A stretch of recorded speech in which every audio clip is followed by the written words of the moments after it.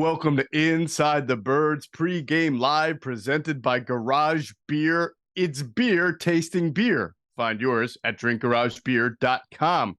Today is the final day of the NFL's regular season. Last chance for the Philadelphia Eagles to get right before their playoff journey begins.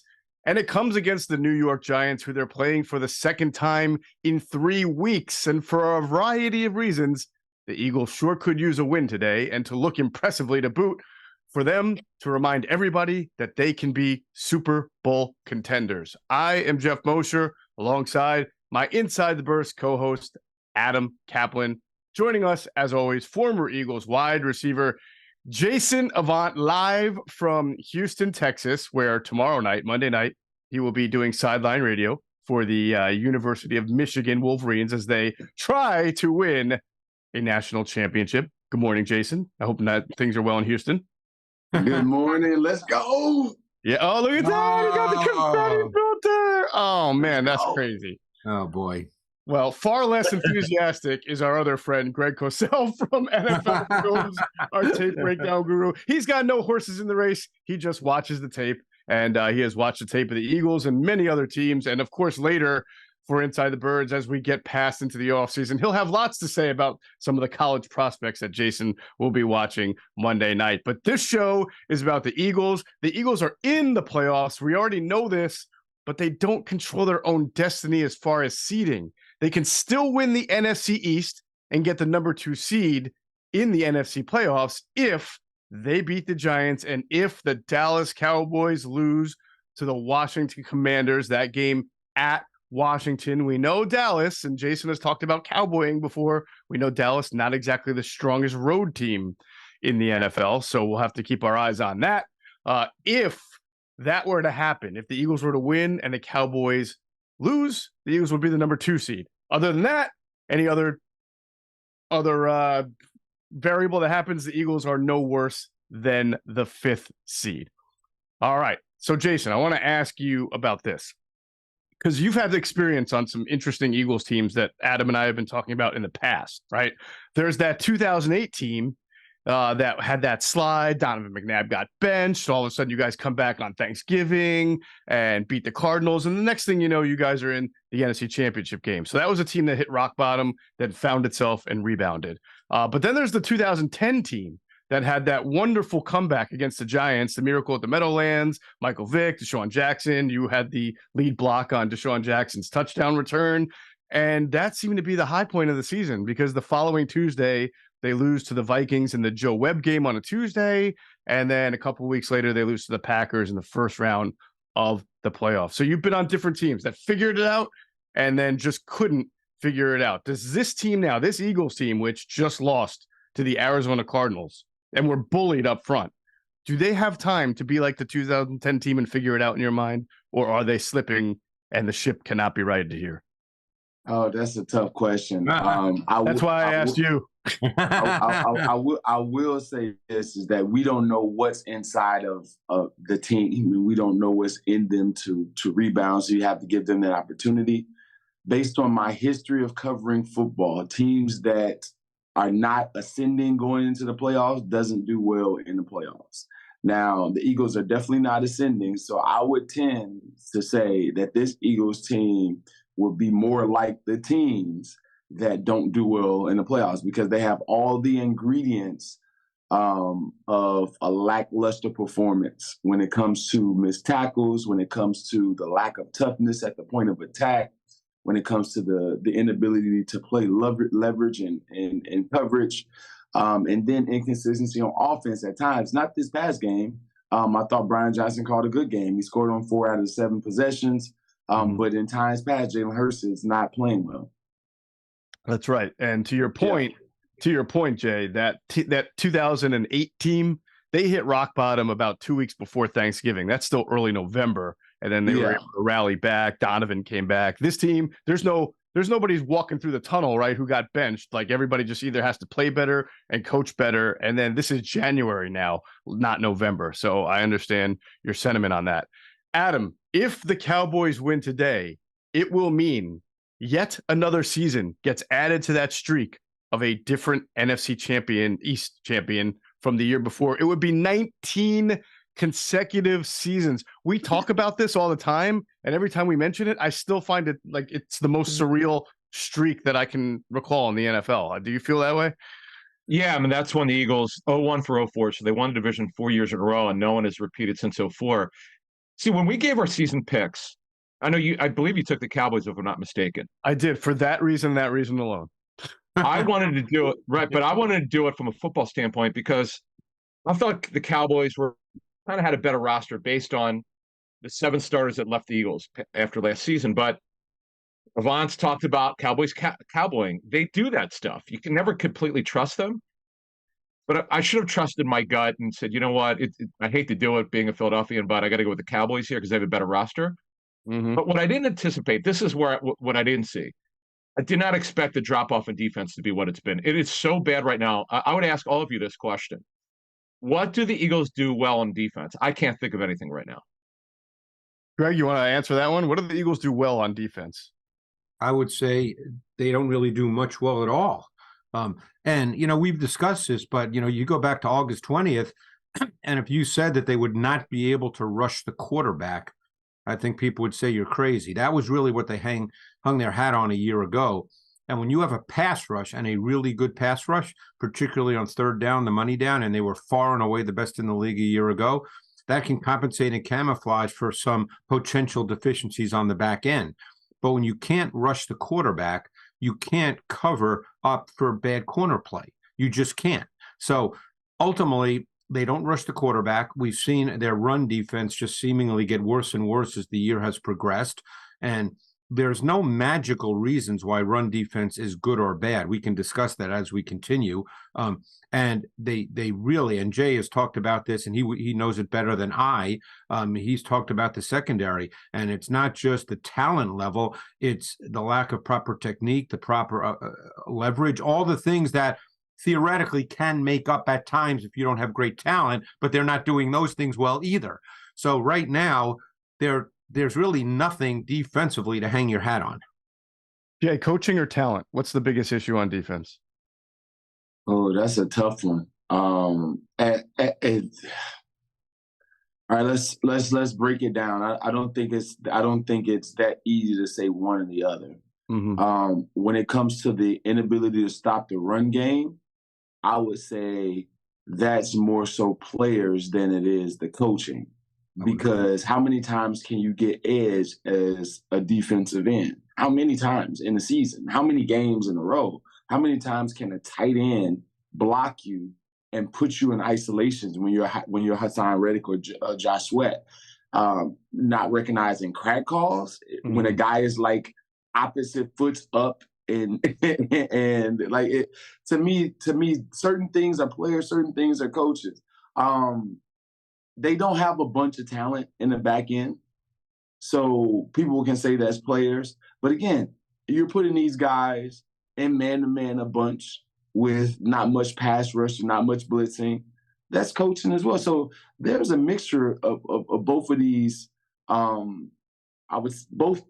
players and coaches. So they definitely can use an upgrade in roster when it comes to the secondary and also linebackers. And then we got to figure out what our pass rush. Did we just get old that fast, or did they figure us out? I would love to hear, Greg's finding once we get mid off season of what's going on with the pass rush, because it's just bizarre to have this much of a drop. I know. Yeah. Go ahead, Greg. Well, what I would say too is, I think that the coaching part is hard for me only because, Matt Patricia is not an idiot. Okay. We know that. I mean, he was with Bill Belichick. He coordinated some pretty good defenses in New England. He's in a very difficult spot. I'm not defending anybody. Okay. I don't want people to think I'm defending because I'm not there. So I don't know what's being done. Okay. But the point is, he's been put in a very tough position. Now, I've been very fortunate in my career to spend time with coaches. And, there's coaches will never say these things publicly because they can't. But I've been fortunate in my office here when I've had coaches who are friends of mine come in and we talk openly, and they'll say, hey, I just didn't have the players I needed at such and such a position. So it really shrunk my playbook. I couldn't do what I wanted to do. And in fact, I had to build my defense to compensate for the fact that guys are just not good enough. I've had coaches tell me that point blank. So I don't know what the relationship is between coaching and players with the Eagles. Well, the interesting thing is that when we talk about coaching, Greg, I think sometimes we widen the lens a little bit too much, because when I asked that question to Jason, I wasn't specifically referring to just head coach and coordinators. There is and we all know there's a lot of guys. Positional coaching to me is the most under-discussed but very important part of development of players. Those are the guys who are with those people every single day. And they're also the guys all of us and the fans know the least about. Right. But I asked Jay that question because we talk a lot about leverage, technique, get off, the little tiny things that we've seen the Eagles not do well. It's the details. Right, and that's a position coach's job more so than Jay could address that way better than I know that stuff, but Jay could address that way better than I could. So that's the stuff I don't know. You know, I don't know how that's done. You know, Merrill Hodge used to have a great phrase, and he would say it a lot on the matchup show, and it's true. He said, coaches have all the power but no control. So a lot of times you can teach things, and coaches can be doing it correctly, coaching it correctly, and then the players get in the game and they don't do it correctly. So we don't, I don't know what the connection is between all that. I'm just being honest. I don't know the answer. Jay, positional coaching is important, no? No, position, especially when you're dealing with the secondary. I think besides the offensive line is the most, communicative group out there. That group has to be in sync. And here's the thing about our secondary. It's just that they don't learn, or they're being taught improperly. And I don't necessarily know how many times you can go into the cupboard and try to change out the same can of corn that you have in the cupboard. It's only canned corn that you have. Right. You go in, but it's the same result. So, like for an example, just give you guys one play. Like, I know Keely Ringo is a young dude, but how many times have we seen a guy get cross-faced on the slant route in the red zone? How many? Like, how often can you go in as a coach and say, hey, we've got beaten on this route 5 times this year in this situation. Right. And Brown has gotten beat, Maddox has gotten beat, Byard's got beat, Blankenship's got beat, all in this route. And then you do it. Eli Ricks plays it perfectly the play before. So it's definitely important, but it's hard to place the blame. You don't know if the coach is teaching it or the players are just not picking it up. Right. Well, Jay, I think you would agree that touchdown to Wilson, and that may be what you're referring to, that there's no way Keely Ringo was taught to play it that way. No way. No way. Right. No way. Yeah. No way. There's no coach in the NFL that would teach a corner to play it that way. Right. No, outside leverage. No, there's no way. Right. No. And Adam, that opens up, and I love how the discussion has started off this, because it's very important. It opens up us to talk about how decisions are made from or coaching from position coach to coordinator to GM, head coach. They bring up the Keely Ringo play. The Eagles intentionally, they told you, we want him or we want Eli Ricks up. We do not want Bradley Roby up last week. Bradley Roby is an experienced corner who, maybe he would have been beaten on that touchdown too. But like to Jason's point, has played 10 years, has won a Super Bowl. It's probably not going to let that receiver get across his face that easily or play that leverage. But that was the Eagles' decision that we can look back. And at the time, we thought it was a little weird too, to deactivate one of their most experienced corners and go with young players. So that just shows you how games are there's so many layers to it, right? Yeah, there's no substitute for experience. That was a surprise. When we read the inactives last week, that was the one where we go, whoa, well, Maddox is back. You could understand that. Then Maddox hurts his elbow. We'll get into the injuries in a second. Yeah. But they've got so much to wade through here. And look, it's offensively, they're better now. I get the schedule's eased up, but the bottom line is the offense, you're looking at almost the exact starting 11. Only 2 guys are gone. It's only Sanders, replaced by Swift, who some might say is an upgrade, and Cam Jurgens, who's done some good things at right guard. But defensively, you've got not only do you have 5 changes, Jeff, in personnel. Right. They didn't upgrade over those guys, number one. Number two, look at how many coaching changes you have. Bernard Wilson, one of their best assistant coaches, right? Yep. They could not retain him. I know the Ravens are very glad to have him. Oh, look what he's done there. It's been remarkable. Exactly, right. You've got a bunch of college coaches, right, who were brought in from the collegiate level with very little, if no, experience at the NFL level. Then you've got Tracy Rocker, who's a guy that, with a Jonathan Gannon guy, they coached many years ago with the Titans. So we brought up, what's the problem with the pass rush? Well, Rocker's their defensive line coach. I know Jeremiah Washburn's heavily involved in it as well, but you have to. It's not about assessing blame. You have to give context to why these problems are that they're having these issues, Geoff. So to move this along here, this is going to be a major discussion between Howie Roseman and Nick Sirianni about what they're going to do to alleviate these problems. That's why I set that up, guys. What do they do well in defense? Nothing.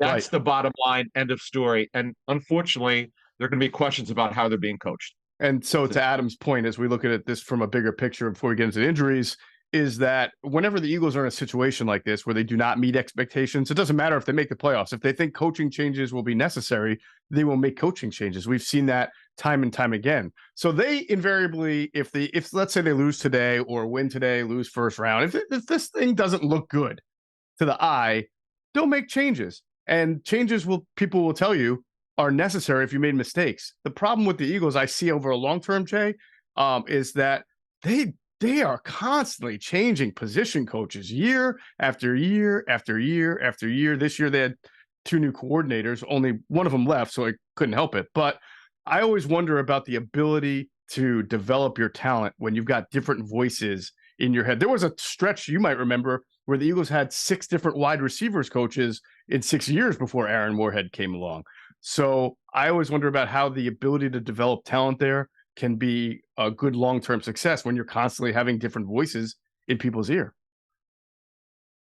Yeah, I would say that it's definitely hard to keep that symmetry going throughout the off season and get better in a system. It's tough losing your defensive coordinator, losing your offensive coordinator, your quarterback coach that was, now the offensive coordinator, which is a lot different from being in the room every day for Jalen Hurts. There's a bunch of different things. All of these things matter.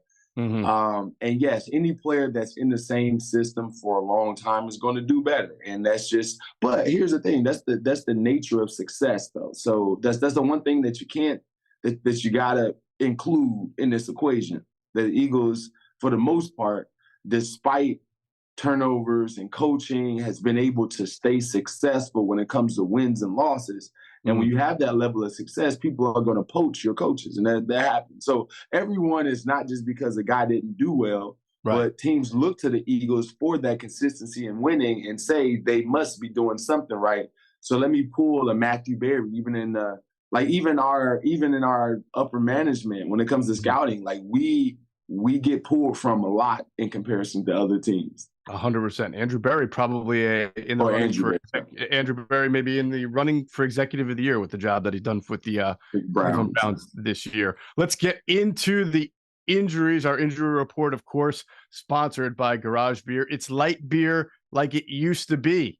Find yours at drinkgaragebeer.com. Well, we were just talking about the Eagles secondary and their pass defense. It's struggled lately, and it will once again be without its top cornerback, Darius Slay. He will miss his 3rd straight game after undergoing a clean out on his knee. Wasn't even able to practice this week, so we will see if he can get on the field this coming week at practice to be available for the first round. No guarantees. We'll just have to see. No, Slay did practice, Geoff. Slay did get to work. Yeah, in fact, he worked Wednesday and Thursday, and strangely didn't work Friday. I thought that was kind of odd. That's what I was looking at, the Friday report. I forgot he was on the field. Was he limited Wednesday and Thursday? Yes. Okay. Which was an indication he probably wouldn't play. And remember, he did have a scope. They always felt that he'd be back for the playoffs, but the playoffs, barring a major surprise, will start next week on the road. Yeah, that's right. I'm sorry. I meant he was not a full participant at practice. Yeah. And then he did not practice Friday. So you wonder, Adam, when you see a guy, again, speculating Wednesday, Thursday, able to do something and then not practice, if that's either just maintenance or if the response to the little bit of practice that he had wasn't what they were looking for. We'll just have to find out more next week as they get ready for the playoffs. Now, Devontae Smith, wide receiver, is going to miss his first game of his career. He injured his ankle late against the Cardinals. He was in a walking boot after the game. The good news is He was out of it and off the crutches by Wednesday, but did not make it to practice this week. So the Eagles will be without Devontae Smith. Now, the interesting thing is, who will replace him? Are they going to play Julio Jones more on the outside and then put Quez Watkins back in? Or are they going to play Quez on the outside? Quez has basically been banished the last 2 weeks, so we don't even know what the Eagles want to do there. But obviously they have Quez, Julio Jones, and Olamide Zaccheaus to try to make up the number 2 wide receiver spot that they'll be missing from Devontae Smith. In better news, the Eagles' run defense, which really got exposed last week, it will get a boost as linebacker Zach Cunningham, who's been the team's best and most consistent linebacker this year.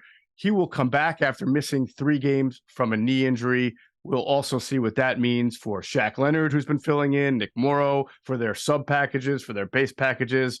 But you got to hope that Zach Cunningham's ready to go and make a difference in this run defense. As far as Avonte Maddox, Adam mentioned him. He shook off an elbow injury from that game against the Cardinals. He did practice in full on Friday, and he will be back and also expected to play. Defensive tackle Jordan Davis had been on the injury report with an ankle. Hassan Reddick with an illness. They were all full participants on Friday.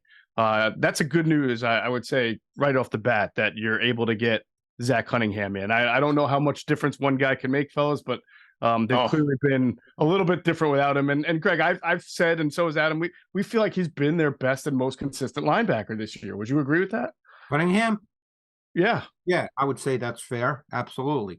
He's clearly a very good run defender, and obviously that was a big issue last week. Sure.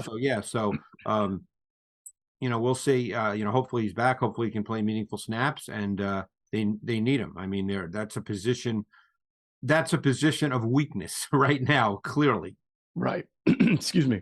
All right, well, let's move to the Giants. They've got a bunch of starters and key backups on injured reserve, including Daniel Jones, of course, cornerback Aaron Robinson, a couple of offensive linemen, Evan Neal, Josh Azudu, and Jason Pinnock, their safety, is not expected to play. He's out, I believe. Correct, Adam? He's out. IR. Yes, they IR'd him yesterday. IR. So it's right. There you go. They've been pretty happy with him when they got him on waivers from the Jets. So, they'll go to Dane Belton, who's a second-year safety, but this definitely hurts him. And Deonte Banks, they thought earlier in the week he had a chance, but he's also not going to make it. So there's some changes in their secondary. What does their secondary look like, Greg, without the rookie Deonte Banks? Does somebody else play the outside? McLeod will play outside with Jackson. Belton will be the safety with McKinney. And so that's what their secondary will look like. Right. And Cordell Flott will play the slot. The slot, correct? Yes. Mm-hmm. Okay. Flott in the slot. The big question is they liked to play what we call big nickel with 3 safeties, and Belton would be the third safety when Pinnock, because Pinnock never came off the field. Pinnock and McKinney essentially played every snap for the Giants. Right. So now Belton will likely play every snap. And the question is, will they not have a big nickel, especially given the fact that the Eagles have really evolved over the last number of weeks into a 12-personnel offense, playing with 2 tight ends. So we'll see how that impacts how the Giants decide to play it with their personnel packages. There you go. And on offense, pretty healthy. Obviously, center Jason Michael Schmitz missed a little bit of practice time. He had a shin injury, but he is expected to play. The rookie, big rookie from Minnesota, if I'm not mistaken, Jason Michael Schmitz. All right. Reminder to everybody watching on the platform, please give us a subscribe. Hit that subscribe button. We really, really appreciate it. Share the show, whatever platform you're watching it on. Leave us a message in the chat box. We'll try to answer it. Really appreciate everybody who's been watching throughout the year and will continue to watch in the playoffs. Now, we've talked about the holidays and everybody in a scramble. We've talked about Jason Avant being in Houston right now. He's got to watch a game tomorrow, fly back to Philly. He's so busy. We're all so busy. No one's got time to plan and make meals. That's why we all love HelloFresh. They deliver farm fresh food with pre-proportioned ingredients and seasonal recipes right to our doorstep. There is no wasting time at the grocery store because America's #1 meal kit helps make home cooking easy, efficient, and affordable. With HelloFresh, the shopping is already done, and the perfect amount of ingredients arrive with step-by-step recipe cards. Trust me, it doesn't get more efficient than that. And HelloFresh saves you time and money. It's 25% less expensive than takeout, so you get a home-cooked meal without digging deep into your wallet. Don't forget about taste and selection. HelloFresh makes food for meat lovers, seafood lovers, vegetarians, chicken, steak, whatever you want, they got it. So go to HelloFresh.com/50Eagles and use the code 50Eagles, all one word, for 50% off plus free shipping. That's HelloFresh.com/50Eagles. Use the promo code 50Eagles. That's 50Eagles, all one word, for 50% off plus free shipping. Act now for America's #1 meal kit. All right. Well, last week on this very show, we noted a recent trend of lagging run defense for the Eagles. We had said that they had the NFL's top run defense for the first 7 weeks, but then were just 24th in the league since week 7. And then we said the one strength the Arizona Cardinals had was their run game. And unfortunately for Eagles fans, we all look like prophets now, because not only were the Eagles bulldozed by Arizona's run game, it was a historically bad effort. 221 rushing yards allowed, the most by the Eagles in 7 years. And just the 9th time this year that an NFL team has rushed 40 times, ran for more than 220 yards, and averaged at least 5.2 yards per carry.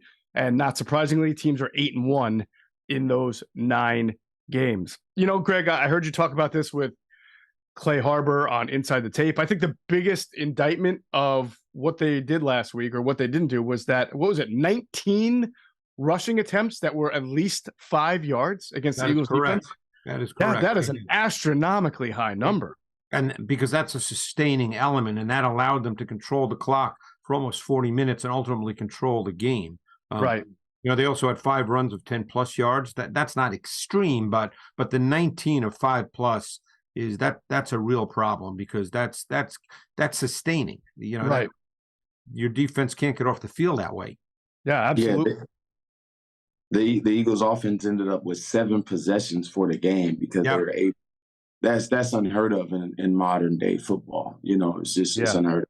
Well, let me ask you guys both this. I think Greg summarizes this very well. He's done it on this show and others, and you too, Jason, that where it's hard to say, all right, the run defense was terrible because of this scheme or that. I mean, as Greg pointed out earlier in the show, sometimes run defense, it's pretty obvious. It comes down to tackling. It comes down to being in your gap. And if you're not doing that, then you're going to give up a lot of runs. So, Greg, I want to more zero focus in on maybe certain individuals who you're accustomed to playing well in those situations, who maybe you have not seen. Is there some 1 or 2 people that jump out to you and say, in run defense, this person usually does this well or is not doing it well lately? Well, I would say a couple of things. I would say, if you just want to speak to individuals, and don't forget, run defense, you have to win at the point of attack, or at least stalemate. And obviously, if you get double teamed, the goal is to stalemate. If you're one-on-one, the goal obviously is to win. But I'd say that Carter has not controlled the line of scrimmage in the run game the way he did earlier in the season. I would say that Davis makes a couple of splash plays here and there, but in recent weeks, he has been moved. He's playing a lot of snaps. That's always been a concern. We talked about that going back to last year. How many snaps could he play at a reasonably high level? And by the way, the ability to run fast in a straight line has nothing to do with run defense. So, you know, he has been getting just handled by double teams, totally handled. And no matter what front you play, by the way, no matter what front you play, the 1 technique, the 0 technique, a two technique, a 2-eye, a 3 technique, they're going to get double teamed somewhere along the line. So we can talk about fronts and all that, but those guys inside are going to get double teamed somewhere along the line. Davis has been standing straight up. Now, I don't know if it's a function of too many snaps. I mean, since the bye, okay, so week 11 was when they came back from the bye, correct? The Eagles defense has played the most snaps in the National Football League. Wow. That's a big stat that's never talked about, because that means all these big guys have to play more snaps, and they're not used to that, and they really can't handle it. Don't forget, as talented as Jalen Carter is, he averaged about 30 snaps a game at Georgia because they've got 25 stars. So, you know, he's also playing a lot more snaps, more than he's ever played before. So everybody's playing more snaps, and you can see that, you know, particularly on the inside, it's just been a tough go. They're not doing what they need to do in run defense.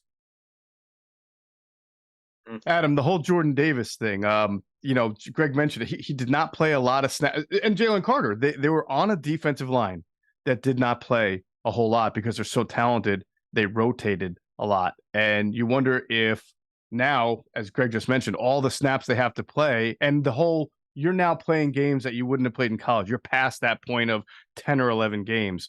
What do you see going on there? And I'm going to bring up something you brought up to me on our show when we were talking about challenges of the season. You'd said that one of the biggest issues that no one's talking about is a backup nose that could give Davis a rest. Or Marlon Tuipulotu was drafted to be that guy just as a backup, a good backup. Well, guess what? He was inactive last week. He was healthy. We've seen him play, and then he doesn't play. Well, the conditioning is a challenge. So I'm going to take what Greg said last week and move this forward. He just talked about it being stood up. We had two people we spoke to this week said it's been an ongoing problem. It didn't just start this week or last week or the week before. He's getting way too high. This has been for several weeks. Yeah. And one of the people who played in the league before said that the conditioning is absolutely an issue. He said, this guy would not know. It doesn't work for the Eagles, but he said he looks heavy. We know he lost weight in the offseason, but this conditioning thing is a problem, Geoff. So one of the, if you listed, okay, give us your top 10 additions or things that Eagles need to do. They need to get someone to back up Davis next season, Geoff. I didn't think that would be an issue, but sure as heck is right now. Well, there's a larger question here. 2 points. Number one, before I just respond to Adam about Davis, I thought Ajomo had some really good snaps last week. But anyway, that's neither, that's an aside. More as a pass rusher, though, Greg, or even as in the run game? I thought he controlled and displaced Yeah. offensive linemen and made tackles. I mean, he's a quicker lateral athlete than Davis. Right. Yeah. But anyway, the larger question with Davis is what can he become? Because they traded up to get him with the 13th pick in the draft. And no disrespect to the Linville Josephs of the world or the Tomlinsons of the world, but you don't trade up for a 13th pick in the draft to draft a run defensive tackle. And, Right. If I'm not mistaken, I believe that Howie even said when he drafted him that if he doesn't become a good pass rusher, it's not a good draft pick. I think Howie said that publicly. If memory serves me correctly, I don't want to put Adam, you may remember this. I don't know. I think he said that. I do remember him alluding to the fact that they didn't just view him as a one-dimensional run stuffer. So the point is, what can he become? He has to start somewhere, and he needs to be a better run defender. But next year, he's going into his third year. Right. What can he become? You were expecting him by that point to be a guy you could play 45 or 50 snaps and would play in your sub fronts. Now he can't play in your sub fronts. Jason, we don't want to go down. I mean, it's the similarities from over a decade ago, right? Between the Eagles trading up to get a lineman over a safety because Kyle Hamilton was on the board when the Eagles took Jordan Davis. Sort of feels like the whole Brandon Graham, Earl Thomas thing. And I think we've learned that you got to have a little bit of patience. But you have also brought up Josh Sweat getting blocked by tight ends now and just really not setting the edge like he used to. So is your biggest concern right now that if you look at Carter, you look at Davis, you look at Sweat, all three of these guys just are not playing to the level they normally played? I don't know. Is it easy to just is it coaching that they can change some things and get these guys back? Or is this just an area where it's hard to recover from? Well, more than Sweat is Reddick. I think Reddick gets I think he gets a lot of attention from the offensive coordinator of a guy that they can run to his side, a guy that can easily get blocked by a tight end. And that makes the gap scheme more effective, right? So if you can double team and you can have guys leading up through, pulling a guy, but if a tight end can go 1-for-1 with the end, and that's what they're not doing. They're not winning one-on-one matchups. And because you're going to get double teams are going to happen. You just can't get displaced, which our guys are. Exactly. But even then, Exactly. You're right. Yeah. You're going to. That's why you're going to double teams. You lose most of the time, but as long as you don't get completely destroyed, the run defense can still work if you have guys that are winning. And in other positions where they're one-on-one, the guys are not winning. And then, let's think about the guys that are there to try to make up for it. Do we have cornerbacks that are aggressive to the line of scrimmage? No. Do we have guys that fit properly that are coming into the window? There was one play last week with Blankenship and Brown. I want to say it was Keely Ringo, left side, similar to the Niners. Both guys ran outside. It's like, oh, we didn't practice this week to run getting that far. Right. And then let's say this. Did you see how hungry Connor and Carter were to run the football? That's the one thing that you can clearly see on film, that this team that came into the ball game 3-12, I believe it was. They came in something like that. Yep. They were hungrier to run the football than a team that had playoff potential and possibly winning the division. Like their attitude toward the game was better. And I left the game saying, if we had James Conner on our team, he could have 1,900 yards rushing. That's what I came away with the game, is because they were more aggressive in their approach than our defense was. And to me, that's a lack of want to. Right. To have guys, so many arm tackles, Shaq Barrett on a goal line. Like, there are so many things you can point to that's just, it was embarrassing. Yeah. I'm talking about after they punctured the defensive line. It just seems like the linebackers and the safeties and the corners were disinterested in getting those guys to the ground. So there's a lot of, all right, I'm hearing a lot of want to, hustle, effort, which, and again, they did play a lot of 70 snaps, so I'm with you on that. I don't like calling grown men soft, or I don't like saying that they're not tough. But this game, they were not tough at all. Okay. They weren't. I thought Carter and Connor were the two toughest people on the football field. Fair. I think the tape obviously showed that. I wanted to ask, though, both of you, all three of you, really, because you mentioned something, Jay, about the gap scheme that they're playing. And I know that Quentin Michael asked a great question in his show with you, Q&A on Inside the Birds. He basically said, wait, is this Sean Desai's scheme that Matt Patricia is calling plays for, or is this Matt Patricia's scheme? He couldn't figure out who or what was going on. When obviously we talk about gap integrity.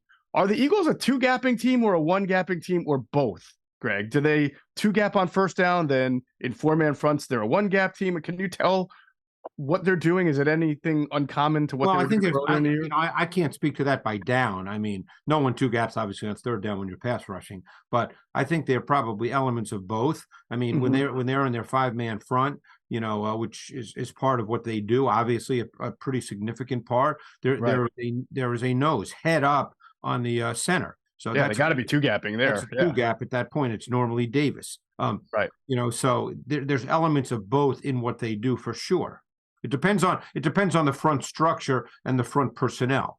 If you're playing that 5-man front, even a 5-man front that's reduced, which is normally a 0 technique, head up on the center, and 2-3 techniques, you're going to have the 0 probably doing some two gapping, and the 3 techniques might be gap players. So it all depends on how it's taught, what your front is. 4-man fronts are different. 4-man fronts tend to be based more on one gap structure than two gap. So Jay, they do both. I'm going to have to ask you, Jay, I know you can't think for somebody, but you are a guy who played the game. There were elements where Hassan Reddick was being asked to drop into coverage. He's been asked to rush. I mean, he's certainly now being asked to do things differently than the first 7 or 8 weeks of the season. Maybe that's related to the change in play caller.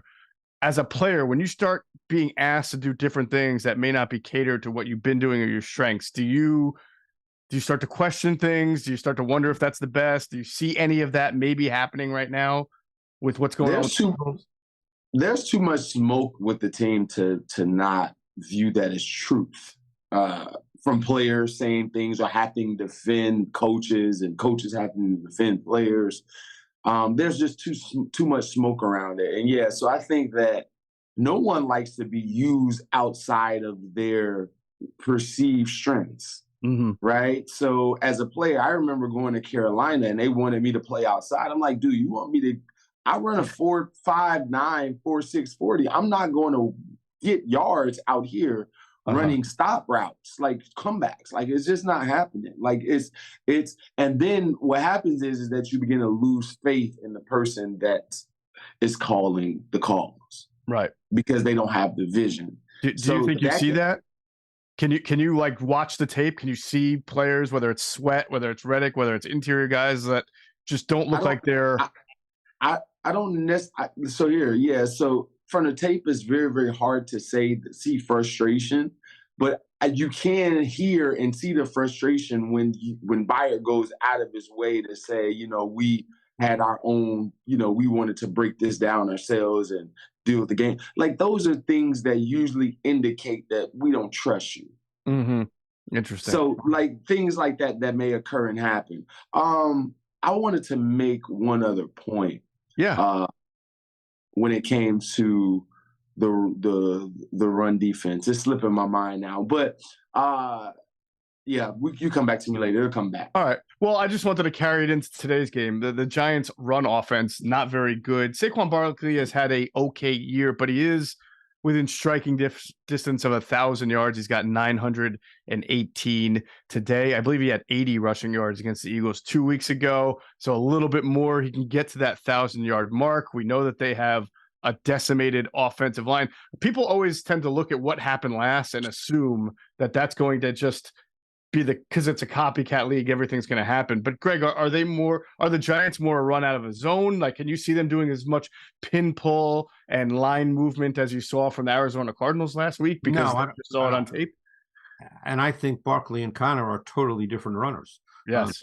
I think Connor is a much more physical runner than Barkley is. Mm-hmm. Barkley is a more explosive runner if he gets a crease, but Connor is a much more physical runner to get hard yards. Barkley's never been a hard yards runner. He's been an explosive runner. The one thing I will say, and we can talk about this more as well, Jeff, is last week their pass offense looked like an NFL pass offense, whereas under Tommy DeVito, and I think I talked about this with Clay as well, under Tommy DeVito, it did not. They were running intermediate vertical route concepts. It looked like an NFL pass offense. Yeah, well, that's a good segue into our next topic here, Greg, because the run defense for the Eagles, or lack thereof, was only half the story. We saw Kyler Murray, who is not known for being the most accurate passer. He completed 81% of his passes. What did you notice, Greg, when you watched tape specifically about his success on first down even? Well, they were phenomenal on first down throwing the ball. That's where they had a ton of success. I mean, he was 11 for 14 for 132 and a touchdown on first down, which is always the best down to throw, depending on your use of personnel and formations on offense. But that's where they had a ton of success. It was an efficient game for Murray. They didn't push it down the field very much at all. They just tried to keep it under control. I mean, they were dominating the game physically. So when you're dominating the game physically, you continue to do that because that just, that has an impact on the game. Look, they were losing 21-6 at halftime, and they came out and they ran the ball. I mean, they clearly felt that this could be a physical game that they could win, okay? Right. Because normally when you're down 21-6 at halftime, the NFL these days, teams don't come out and run the ball. So, that's what they did. So they clearly felt that that's the way they could play because they ended up with more rushes than dropbacks. Amazing. Who would have thought that going into the game? 6 times, by the way, this year, a quarterback has completed at least 70% of his passes against the Eagles with a minimum of 15 throws. And of all those 6, Murray had the highest jump in his normal completion percentage, 65%. And again, against the Eagles, 80. But we've seen Sam Howell do it, Tua Tagovailoa. Tim Howell did it twice, actually, completing 70% of his passes, Kirk Cousins and Brock Purdy. So, this kind of, to me, goes back to also the idea of what are you doing both on the front end, the back end, the marriage there, and the change in play callers that they were hoping, Adam, a change in play callers was going to give them better success on both third down and overall. And clearly, not only have you not seen that, but it seems like some of the things they were doing okay or not so great, like run defense, are even worse. And now you wonder if there's hesitancy, if there's reluctance, because as Quentin and Jason brought up, it's sort of like you don't know who's play calling. It just seems like a very odd moment for them right now to figure out their identity. Yeah, we have a very good tape source who's told us, he goes, this guy, it's not like he's charting it, but they look like they're two gapping more than they were under Desai. He said guys are out of position this game. They were late also, and when you're late, you're just you're just trying to do anything you can to make the tackle. They look confused and they were just late and they're thinking out there. And Jason could talk about this. If you're even hesitating just a slight bit, play's blown up. You're gonna give up yards. And I mean, Greg just talked about the Eagles are up 21-6. I'm thinking that Eagles are gonna put this game away. Yeah, that's what we all thought. Yeah. I mean, how in the heck, Geoff? I don't want to curse here, but the Cardinals of all teams scored on their final 4 drives, touchdowns, not field goals, touchdowns. They couldn't get off the field. There's just no way you would think that could happen. And Geoff, you brought up the change in coordinators. It has not worked. Let's call it like it is. I understand it's tough to do this in season, but it's not working. You can't blame everything on the players here. And Patricia's changed some things. I know that for a fact. I can't give you everything, but we know he's changed some things up here, and whatever he's doing is not working. Well, Jay, you've seen this, right? Because I know Clay brought this up with Greg Cosell and Inside the Tape. You were on the team too that went from Juan Castillo as a defensive coordinator to then Todd Bowles, and that season was already off the rails by then. There was not going to be any playoffs, but Clay remembered how the locker room was and talking to defensive players and, liking both guys, but two guys having different philosophies. And as a player, you almost didn't know, were you supposed to take a side or you're supposed to just play a different scheme? Do you remember that time period and how difficult that was? Yeah, you're handicapped, right? Because coaches always look better when players are doing well. I remember that year because it was that, the year that we had that dream team and all of those, it was all of those things, right? So you had a bunch of guys that were different and didn't play well. We brought a lot of guys in that had big names that didn't play well. And that's the thing that's kind of frustrating for the fans is that we have a lot of big names. And I always hear this. Man, our roster, our coaches should be fired because we got one of the best. We do not have one of the best rosters in the NFL. Right. We just don't. Especially I don't know how the tape tells you that. Right. They have names and we know them, but that doesn't mean that they haven't declined. And that's what we've seen, that there's a lot of people that have declined faster in front of us, this year. And so when you look at this team, you can clearly see that, they're hesitant. And that's what happens when you change and they have to figure out things on the fly. Yeah, you can't play fast. But again, getting to a spot and stopping Michael Carter on a short of the goal line, that play was pretty easy for Shaq Barrett. He went to go try to knock the football out in that situation. Shaq Leonard. Yeah, Shaq Leonard. Shaq Barrett's having a way better year. Shaq.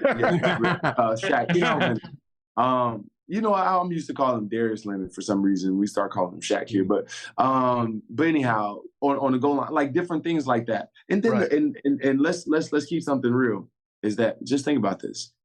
Devontae Smith, one of our best players, probably the most sure-handed receiver we have, drops a huge pass. Oh, yeah. And James Conner freaking makes a one-hand catch. Just think of like the stark contrast in that situation. Sure, that's fair. The other thing I would say is, and this is a common problem in the league throughout many years, by the way, is, and I don't know if it's true or not, but it could well be, sometimes teams become a little more enamored with their own players, especially when they do well. Like obviously this team was in the Super Bowl a year ago, and it was kind of a magical year that no one really expected. I mean, you go back to before last season, and people were wondering if Jalen Hurts was going to be any good, much less are we going to get to the Super Bowl. Right. And, so you wonder if because I've seen this also. I mean, I've been doing this a long time. It's my 44th year at Films, where, teams and coaches and organizations tend to overvalue their own players. And, Adam has talked about this numerous times about, and not his point of view, but talking to people who study tape in great detail that, they said, well, James Bradbury really didn't have a good year last year in 2022, but the pass rush kind of compensated and camouflaged that, Right. So that's not, we're not trying to be negative about James Bradbury. We're saying what the tape showed, that people who watch tape and study it probably even in greater detail than I are saying that. Okay. So, sometimes you can teams do this. They have a tendency to do that. It just, when Jay said our players getting old before our eyes, it just made me think of that, because when you sign two corners that are over 30, that's a position most guys are not playing at 32, 30. I mean, look at Patrick Peterson. He just got moved to safety because, quite frankly, he couldn't play corner very well anymore. And he could well be a first ballot Hall of Famer, So, you just wonder if they've sort of gotten this heightened sense of their own players because they were a Super Bowl team a year ago. Sure. Greg, and go ahead, Adam. Let's just have this real quick. So, Greg, you'd mentioned many weeks ago you could start seeing Bradbury regress, and Jason also loved to get his opinion on this as a former player. What was his instincts, his ability to flip his hips? Like, what did you see Bradbury lose this season? Well, I'll let Jay speak to that because he knows detail better than I. Yeah. Well, here's the thing. I don't think that Bradbury, when he got here, had a bunch of high-level man-to-man skills. Right? And Greg is totally correct. We led the league last year in sacks by a lot. Yeah. And so you're able to mask, and it's easier to cover for one person. If you have one weakness on defense, that's a cinch for an NFL defensive coordinator. Because I can keep a safety over the top. I can play certain zone coverages, tell them, hey, you just can't get beat over the top. Our underneath defender can get underneath the stop routes. There's a bunch of different ways that we can cover. But now we're just exposed because there isn't a pass rush. And James Bradbury, that is being asked to play man-to-man and chase people, go across the field, it was never something that he was good. That's why they got rid of him with the Giants. Yep. Because the Giants wanted to play a certain way, and he couldn't play that way. Right. And so you have to know this as a defensive coordinator coming in, and also as an organization. I have this player. He has a name. He does well in zone defenses. But if we're asking him to do something that he's just not good at, that's on us. That's not on the player. Right. I'm not going to go out and ask Derrick Henry to line up at receiver and start catching slants. I'm just not going to do it. Excellent. All right, two things on that. One, as we move forward, Zach Cunningham returns today. We'll see if him playing over Shaq Leonard gives them at all a little bit more of an advantage in the run defense at least. Two, I think we will all agree, because we've already all said it, the only way this Eagles defense can really function is if the front four, the pass rush, starts to come alive and get at the quarterback again. That's how you're going to cover up your back-end deficiencies. We haven't seen that. Now, it is my understanding, speaking to some people this week, that a big emphasis in the building this week was becoming that attack defense again that they used to be. This is not the Patriots 3-4 that Matt Patricia is calling. They do not have outside linebackers who are adept at both rush and coverage. It's not your traditional 3-4 scheme. So the Eagles have never been conventional 3-4. They've always been on the attack. So we will see if anything changes against an offensive line against the Giants, which is not very good. To be honest with you, if the Eagles don't have success against this Giants offensive line, I think that's going to be even more as troubling as it's been for the last 2 or 3 weeks. So we'll see if the emphasis in the building this week has made a big difference and what that manifests and how it looks out on the field. Greg, you mentioned this is a better passing offense the Giants have now with Tyrod Taylor instead of Tommy DeVito. Now, we saw Tyrod Taylor replace DeVito at halftime, I believe, 2 weeks ago against the Eagles. He gave the offense a little boost. He had a 69-yard touchdown pass to Darius Slayton. And then last week, I think Slayton caught an 80-yard pass from Taylor, a touchdown from Tyrod Taylor. So this is a little bit better of a Giants offense. So, Greg, I'll ask you, when you have a guy like Darius Slayton, who's always given the Eagles fits, Wan'Dale Robinson been involved, Darren Waller getting back, now he's back in the flow for a few weeks here, and Jalen Hyatt, a rookie who's got some speed. It does seem like if the Eagles are not right and they're still hesitant and still confused, with Tyrod Taylor here, the Giants have some weapons to hit the Eagles where it hurts. Is that fair to say? Yeah, because they have two receivers who can run. And again, that doesn't mean they're going to hit, 5 50-yard touchdowns, but Slayton and Hyatt can run. and the Eagles corners cannot.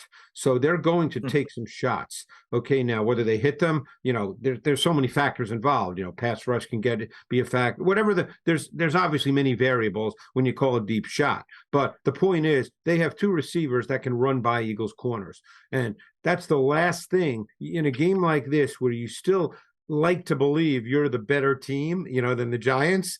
That's the last thing you want. I mean, there's a couple of things you never want to have happen when you're theoretically better than the other team. One was what happened last week, where the other team just controlled the game physically. That's number one. And number two is you don't want to get beat by home run shots, because then all of a sudden, you think you're better and the other team has 21 points.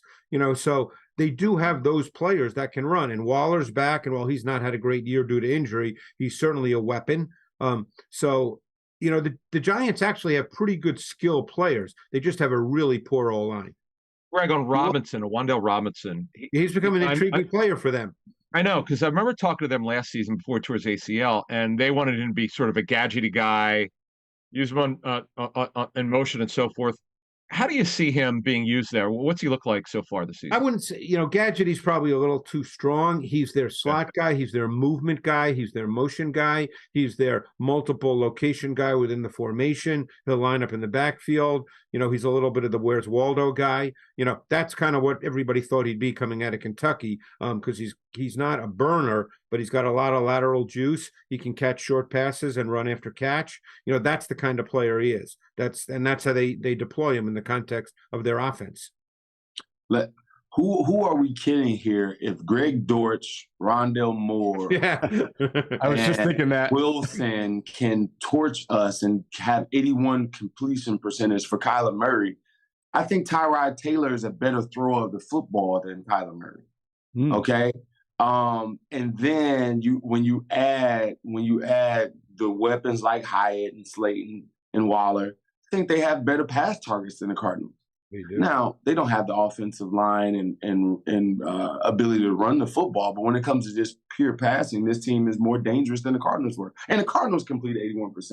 So that just tells you how bad we are on defense. Well, what would be your bigger concern, Jay? Would it be getting beat deep over the top, or the combination of Wan'Dale and Darren Waller over the middle? Because it seems like every once in a while the Eagles get beat like Slayton did with Reed Blankenship staring in the backfield, but over the middle, they have really struggled. And as Greg mentioned, first down, especially last week on the quick hitches and things like that. What would be your concern with this Giants offense? Mine would be over the top for the Giants, because the Giants can't run the ball as efficiently as the Cardinals could. So the run game and getting first downs when it comes to, third down conversions over the middle, that's two things that work kind of in unison. But I don't necessarily know if the Giants can sustain offense that way. So one thing that can get you beat fast is over the top shots with a team that's as less efficient offensively. And I thought the Cardinals were less efficient offensively. I just think that every team is just better offensively than our team is on defense. There you go. And you made a really good point. It related to how we started our whole show today.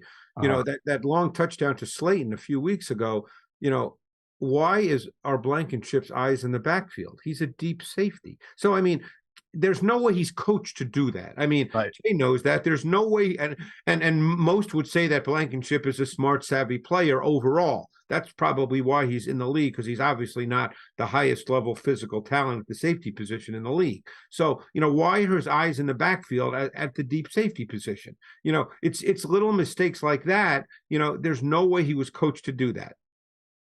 Okay, good stuff. That's going to wrap up our Eagles defense segment of this show. We got to get into the offense. We're going to pause real quick to hear from our friends at Sky Motor Cars and the voice of the Eagles, Mr. Merrill Reese. Sky Motor Cars in Westchester is a different sort of dealership. All it takes is one look at their Highline pre-owned vehicles that people all over the country want and need. Owner Brett Schulter, make sure you don't spend a dime of your money before you purchase the car. Sky Motor Cars allows you to make all the decisions regarding your next vehicle. At Sky Motor Cars, you never have to spend more than necessary.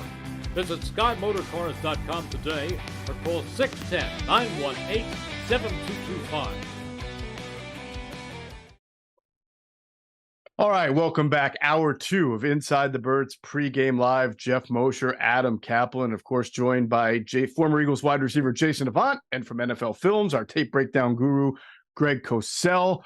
If you guys want to know how much opinions, not ours, but on the outside of the Eagles have changed about the Eagles since Christmas, according to our friends at mybookie.ag, Eagles just 4.5-point favorites today against the Giants. Now, I get it, this one's on the road, but it's a way bigger drop off than when the teams met 2 weeks ago and the Eagles were 13.5-point favorites at home.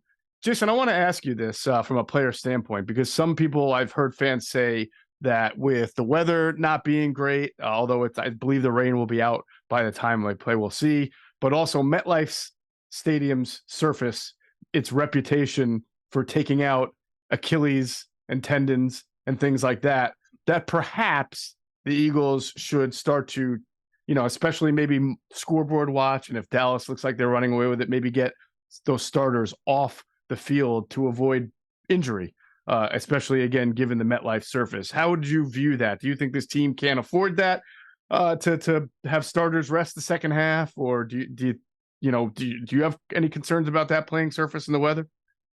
That would be idiotic. To do what? To not play because of a surface, right? So you can't control injuries. The NFL can do a better job of giving the players surfaces, but there's a lot of turf fields in the National Football League. And if you go in that mind worrying about it, you probably won't come out, right? That's the way of it. And this team is just playing bad. And that's why I say it's idiotic, because they need as many reps as they can to try to rectify this before the playoffs. And if you can get guys more quality reps, the only way you get good at playing football is actually playing football, unlike the preseason, where, teams are taking guys back and not playing much. And then you have a bad product to start the season every year. And this team hasn't earned the ability to take off.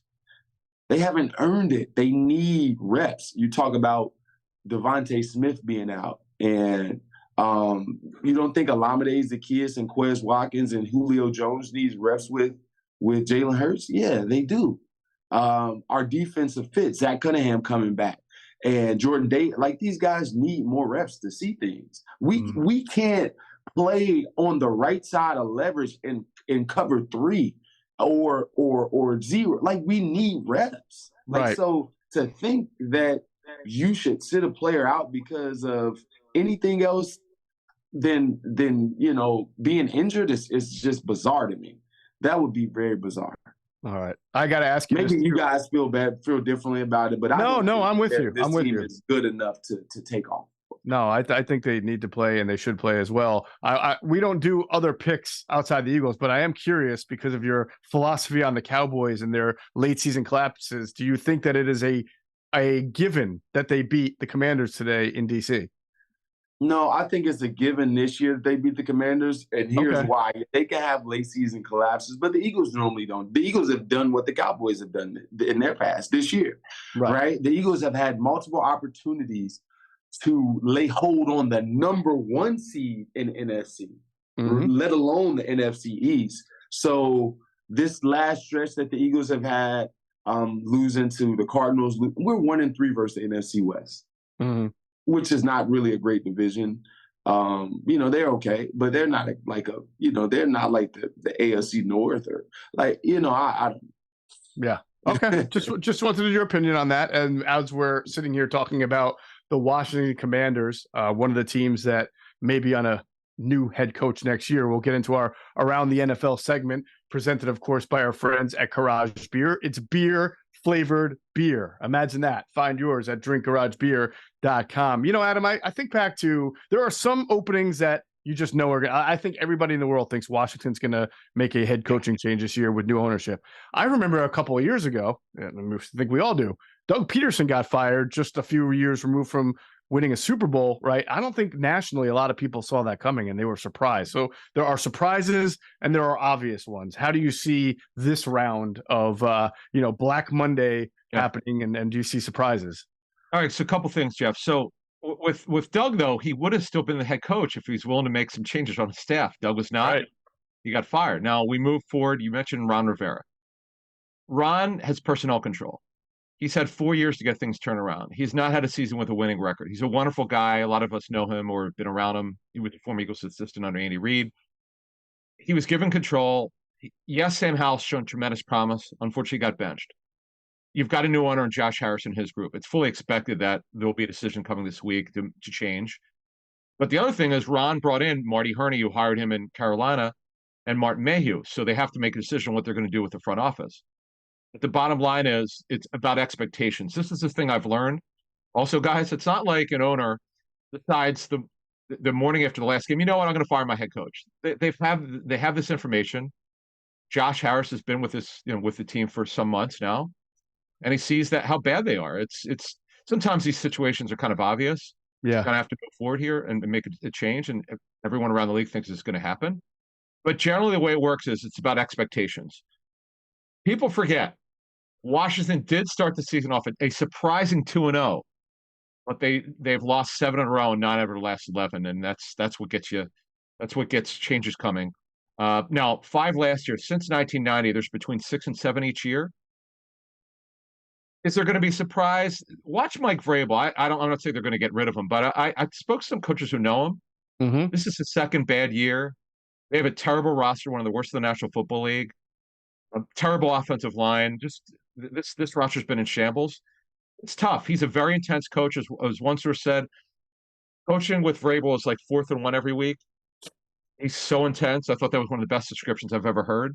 And that's one that surprised me. I'm not expecting it, but that one would be a surprise if there's a change there. Only it's more does he want to stay there? Yeah, I kind of feel, and Greg and Jason, I kind of feel if Mike Vrabel got fired and was a free agent and went to an organization that had some better talent and infrastructure, he might be one of those guys who succeeds elsewhere. I mean, I have always thought that the Titans, at very least, play very hard. And, you never go into a Titans game thinking this is going to be a cakewalk. That's how I've always looked at them. I mean, they've certainly lost some games, but it's not seen. There are other franchises where, you think, we can beat these guys. We play our B+ game. But the Titans have always, to me, Greg, looked like a team that you're going to have to show up and win that game. Yeah, and Adam, don't you think? I mean, if Vrabel were not to be their coach, we're not saying one way or the other. We have no idea. Yeah. You think he'd be scooped up as a head coach? Oh, yeah, in a second. Because whether it's New England potentially replacing Belichick or he's a terrific coach. Because your point is correct. I mean, I do Nashville radio every week. They're not a very good roster. So he might look at this roster and think this is not a 1-year deal. That's what one person, Greg. What you just mentioned. That's what one person said. He calls. They all call him Vrabes. These people in coaching. Yeah. He can't imagine Vrabes is pretty happy about looking at the landscape. He looks at this offensive line. Andre Gillard, by the way, got benched at left tackle. That didn't work out. He's going to have to play today because Jalen Duncan's not playing. Yeah, who had been replacing him, right? But he had been benched. That didn't work out. Some of the draft picks have not worked out. Obviously, you don't want to be in today's NFL. One thing before we get back to today's game and so forth. Mm-hmm. Yes, Derrick Henry's had a great career. Obviously, they're not going to re-sign him. You never want to be married to having to do one specific thing. And that's not Vrabel's fault. I know he's in hindsight, he might have been a run game guy. I'd heard from some of the Titans that he wanted to move things forward here with their offense. He didn't want to be so married to it, but what are you supposed to do? What can you do? So we will see. It was just a week or not a couple of days away, I guess, now from we'll see what happens at the NFL head coaching landscape. One thing that's for sure is losing your job. That sucks. Getting fired sucks. You know what also sucks? Trying to find good tickets online. That's why you all need Game Time. It's the fast, easy way to buy tickets for sporting events, concerts, theater shows, all of that near you. Game Time takes the guesswork out of buying tickets. And right now, on the Game Time app, right on your phone, you're just 2 taps away from tickets to seeing any of the local sports teams, any local shows, comedy acts, concerts, whatever you want. All right. The best part is that Game Time offers event cancellation protection and job loss protection. It's the only ticketing app that gives you complete peace of mind with your purchase.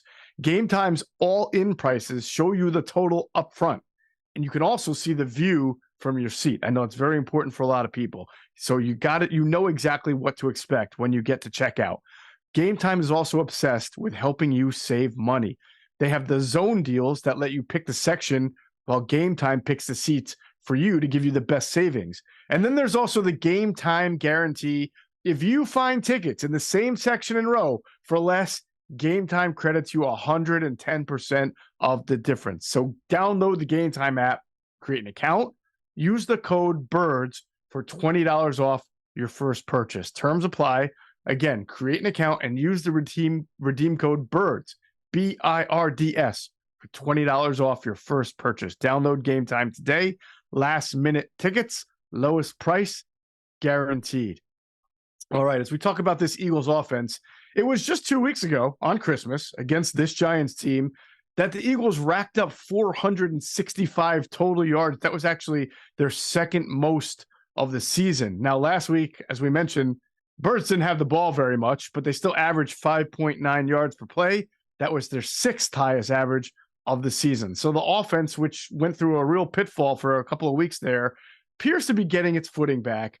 Although the Eagles, we can also say, have faced two of the league's lowest ranked defenses. But even with success, guys, what stands out continuously week after week is the lack of explosive plays. We saw so many of them last year. Right now, the Eagles are 18th in pass plays of 20 or more yards after finishing second there last year. They're just not driving the ball down the field with as much regularity as earlier in the season and last year especially. Jason, how can this first of all, do you think this is a byproduct of sort of the Eagles trying to rebuild Jalen Hurts a little bit, get him quicker, clear, defined reads as he struggled in the middle of the year? Or is there something else to why they just haven't gotten the deep ball in this offense right now? Well, teams have done a good job in limiting go ball opportunities. And I think that last year, once you get the momentum of going down the field and guys are coming down with it, I just think that it was one of those things that's hard to maintain or sustain for long periods of time. And they're just not hitting on shots. Now, here's the other thing. I think that they have to figure out a way to get A.J. Brown the ball past 10 yards more consistently. And what I mean in movement. So things like run across the field and then come back out, deep ends from number 2. A.J. Brown needs the ball game plan for him down the field. There's ways to take shots that doesn't have to be a go ball for A.J. Brown or doesn't have to be a post. It can be intermediate shots that because he's so good at making guys miss that they can turn into explosive plays. So I think that needs to be an area of focus. And I know that it will today because there's no Devontae Smith, right? So he can run some of those patterns that Devontae Smith may get caught and hit on, make a catch and get hit, but A.J. Brown can actually break the tackle. So that's one thing. Jalen Hurts, like I said, they had 7 offensive possessions. 2 were stalled out strictly by the players. And I want to get Greg's opinion on this. That first third down that they had that kind of started, the game off. Dallas Goedert was wide open, and I thought that Jalen could have hit him. They ran a Indy concept, which is a 12 to 15 yard basic A.J. Brown on a pirate route, which is a 5-yard in. And then Julio Jones was running a divide to occupy the safety. And Jalen had Dallas Goedert at number 2. For some reason, he got off of it trying to get the easy completion to A.J. Brown, which the defensive end kind of took away. So there's plays to be made, and then Devontae Smith dropped the third down. So everyone's calling for Brian Johnson, but the only thing that you can fault Brian Johnson on is that last field goal drive that they had. You may fault him on that, but DeAndre Swift bounced out an inside run that got Jordan Mailata called for holding. So everyone's saying Brian Johnson. I know this past game was not Brian Johnson. One thing, Greg, on Geoff just brought up with Jason about getting guys open. What do you see here as an overview of this season? Do you feel like when you watch the tape that they're doing enough to create guys getting open? You know how Kyle Shanahan, it's about scheme and deception to move guys around, create space for guys to get open. Are we seeing enough? What's your thoughts on the play design Well, so far? we know they don't use motion. And, Right. one of the main reasons they don't use motion has to do with the run game, because they do not want second-level defenders moving because of the run game, because it changes angles and leverage for your offensive linemen, and that's not something they want to do. So that's one of the reasons they don't use motion. So therefore, they're a relatively static offense. Now, they have the same concepts, essentially, that every team has. It's a very fine line, because quarterbacks, and this may be the way Jalen Hurts is throughout his career. And there's a fascinating conversation about quarterback play, which has become more talked about as more quarterbacks are like this coming into the league. When you have quarterbacks that have excellent second reaction movement ability and can make plays off script and outside of structure, very often coaches look at them as having a sliding scale, meaning that they don't expect that they're going to be Drew Brees or Tom Brady or Joe Burrow from the pocket, because in some ways they don't have to be, because they can do other things that those other quarterbacks can't do. So there's a little bit of a sliding scale. Justin Fields falls into that category. There's certain quarterbacks that fall into that category. Jalen, to some degree, falls into that category, because there are times he drops back clearly, and Jay's talked about this. It's evident on tape. You've heard many, I'm sure, that you speak to talk about it, where he breaks down prematurely. Josh Allen has a tendency to do that, and then he can make special plays. Jalen does it, then he can make special plays. But the question is, when those special plays don't occur, because they can't happen all the time, because they're improvised, they're not within structure. So then what happens? So it's a very fine line. It's a fascinating discussion. In a sense, there's no right or wrong. But the bottom line is, when you drop back, and that's why when people, all these websites that have pressure, they don't mean anything to me. I've got to see the plays myself, because I know from being taught by really smart people over the years what I view as pressure in the NFL versus not pressure in the NFL. I mean, we saw C.J. Stroud make a throw last night. I don't know if you saw this, Jay, if you watched the game. It was in the fourth quarter when there was a stunt and you had Lewis right in his face. Okay? Do you remember this play? Yeah. And he stuck the dig right on the hands. We're not talking about a check down now. He stuck the dig right on the hands of Nico Collins. Okay. Now, now innately, intuitively, CJ Stroud is a pocket quarterback. He's not looking to get out of there. The question is, do the Jalen Hurts, do the Justin Fields, do the Josh Allens, do they stand there and make that throw, or do they just get out of there and then a play that becomes a 23-yard gain because C.J. Stroud stands there and delivers? There's a very fine line there. And quarterbacks can break down and disrupt the timing of your offense when they don't allow the offense to work for them. Fair enough. That's ultimately what your quarterback to do. And I'll get in there with this, Greg, is that guys that are pocket passers, or guys that they're able to anticipate what they're seeing. They're able just to eliminate things quicker. Like I go to that third down because they played cover 4. And they played it in an unconventional way. Usually when number 2 goes vertical to your side, that means that the safety goes man-to-man with that guy. Yep. They did it. Buda Baker ended up playing the deep route by Julio Jones. So right away, Jalen should know that Goddard is free. Based on the coverage, he should know that this guy is open. And that's what you do. And here's the thing. I don't use motion as much. Motion will be more confusing if a guy can't see it static. Right. Right. If he can't see it static, motion, you have to discern and decipher more information. Because usually you're motioning to get a particular thing, but what if you don't get it? And if I don't trust that a guy can see it plain, just static, I'm not going to trust them to be able to decipher through that information. The motion conversation is fascinating because, I look back when I watched Lamar Jackson this week, and Lamar has been phenomenal this season, and they ran motion quite a bit against the Miami Dolphins, and obviously it's Vic Fangio, and the Dolphins had a really difficult time on some plays last week, and receivers were open, because they didn't communicate properly. So the motion discussion is fascinating. It's not going to happen today, obviously, because we're in week 18. But that's something I think that has to be discussed because. Do you agree, Jay? No, I agree with you totally. I think that motion makes the game a lot easier. Here's the thing. When you do motion, it gives you a higher opportunity for the defense to bust something. Yep. Right?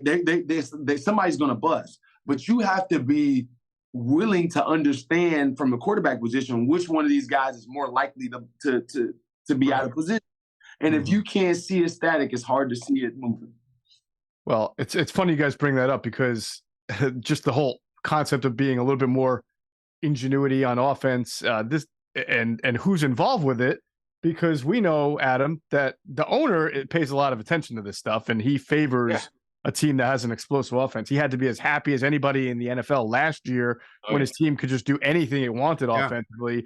But now they're at a point where we're talking about how much 12 personnel they've been playing over the last few weeks, where it's harder to be explosive when you have two tight ends on the field. So as they just mentioned, that this is really an off-season discussion of who you want to be. It's too late right now to start changing everything around. Sure. If that's the case, it's not just going to be an off-season discussion between Nick Sirianni and his offensive staff. Obviously, the owner and GM will be heavily involved in that. Oh, look, you remember, Jeff, we had a report on Rich Scangarello came over from the Niners. The word from the top was they wanted innovation. You just mentioned it. And it was only, look, that staff was let go, so it didn't work as well as they had hoped. But that comes to your point. The owner, there's saying around, people have worked for the Eagles for 20 years. The owner wants points, and he wants it to look dynamic. Last year was incredible. This year, it's been a regression. Now, Greg brought up Hurts. Is it the quarterback who's killing plays because he's moving around too much? Is it play design? Does that have to be moved along? Do we need more motion? These are the discussions which I think are very important for their offseason. Their offense is looking better lately, but the bottom line is it's not been nearly as dynamic. And Jeff, here's the troubling problem here. You have basically the same skill position players. This should be one of the best offenses in the league, just based on paper. Absolutely. By the way, and Swift not getting the ball in the pass game is embarrassing. Yeah, that can't happen. Why did you make the trade for this guy? It's nice that he got 1,000 yards. That's great.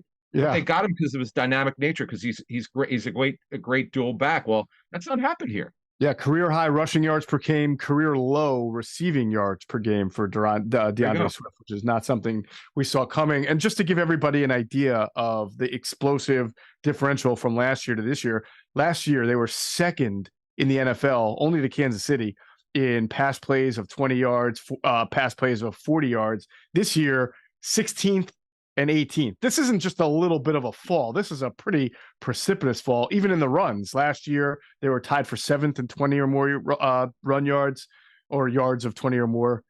I'm sorry, runs of 20 or more yards. This year they're tied for 15th. So they've dropped in almost every single category there as they try to figure out how to get back to being an explosive team. As Jay said, in the past game, you can't live on go balls. It seemed last year, every time they needed a big play, they threw a go ball and it worked. Yes. You can't live on go balls. You know, no, you cannot. They're not routine plays, Right. Yeah, it's the least completed pass in the National Football League by far. Yeah, and did it seem, guys, like last year, every time they needed a big play, they hit a go ball? Oh, the two against the Steelers, right? Then there was the one against the Giants. I remember there was one against the Bears in a close game late in the season when he hit AJ, who went down to like the 2 or 3 yard line in a close game, as I recall. That looked like they could lose that game. Yeah. You guys remember the one against the Giants where it looked like was it Darnay Holmes or no, Julian Love, who almost picked it off on he should have picked it off. He misjudged it. Yeah. That was a slot fade to Devonta Smith out of empty. Yeah, actually, the Giants' offense was so bad, Greg, and that was deep in. He would have been better off batting it away than picking it off, because then they would have had 1st and 10 inside their own 5, and who knows what would happen. But I mean, you can't live. The other thing I will say, and Jay could speak about this even better than I, because he's been with teams, looking at studying the playbooks. But the Eagles are a heavy 2x2 team, much more so than a 3x1 team. Okay, and 2x2 helps a quarterback a lot because you get a lot more mirrored route concepts in 2x2, and that makes it, relatively speaking, easier for the quarterback. Wouldn't you agree, Jay? I would agree, but I think 2x2 is easier for the defense. I agree with that too, but the goal is to make it easier for the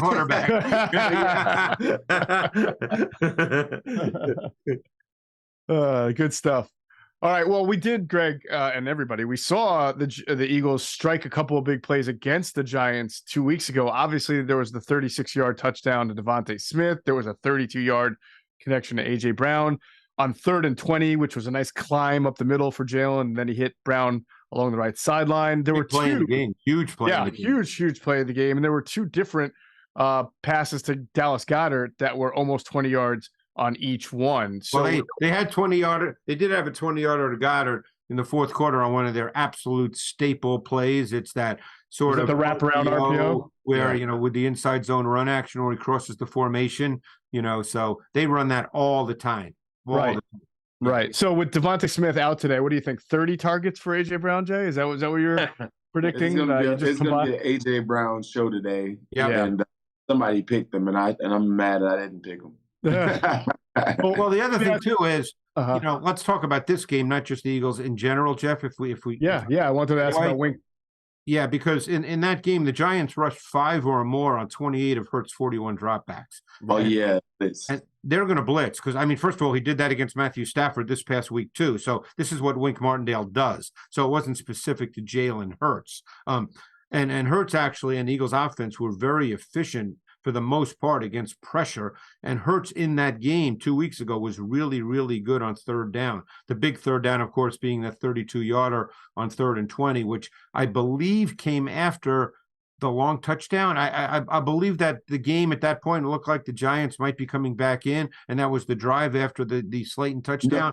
That was the game-saving 3rd down. Correct. That was a play where actually Flott was playing outside on that play because Banks had gotten hurt. So, but that may have been the biggest play of the game. Greg, speaking of Wink and their defense, how's Kayvon Thibodeau done? I know the numbers look good, but how's he actually played to you this season?